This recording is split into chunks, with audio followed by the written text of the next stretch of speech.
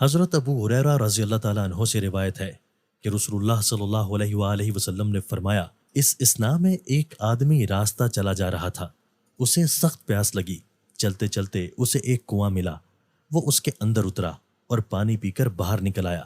کنویں کے اندر سے نکل کر اس نے دیکھا کہ ایک کتا ہے جس کی زبان باہر نکلی ہوئی ہے اور پیاس کی شدت سے وہ کیچڑ کھا رہا ہے۔ اس آدمی نے دل میں کہا کہ اس کتے کو بھی پیاس کی ایسی ہی تکلیف ہے جیسی کہ مجھے تھی، اور وہ اس کتے پر رحم کھا کر پھر اس کنویں میں اترا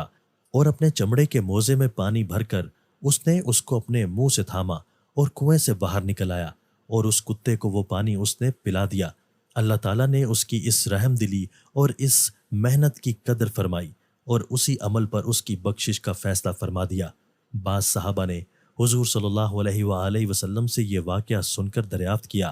کہ یا رسول اللہ، کیا جانوروں کی تکلیف دور کرنے میں بھی ہمارے لیے اجر و ثواب ہے؟ آپ نے فرمایا، ہاں، ہر زندہ اور تر جگر رکھنے والے جانور کی تکلیف دور کرنے میں ثواب ہے۔ حضرت عمر رضی اللہ تعالیٰ عنہ سے روایت ہے کہ رسول اللہ صلی اللہ علیہ وآلہ وسلم نے فرمایا،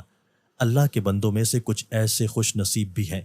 جو نبی یا شہید تو نہیں ہیں، لیکن قیامت کے دن بہت سے انبیاء اور شہداء ان کے خاص مقام قرب کی وجہ سے ان پر رشک کریں گے۔ صحابہ رضی اللہ تعالیٰ عنہ نے عرض کیا، یا رسول اللہ، ہمیں بتلا دیجئے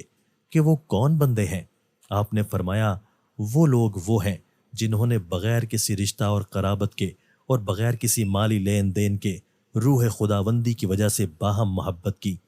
پس قسم ہے خدا کی، ان کے چہرے قیامت کے دن نورانی ہوں گے، بلکہ سراسر نور ہوں گے، اور وہ نور کے ممبروں پر ہوں گے،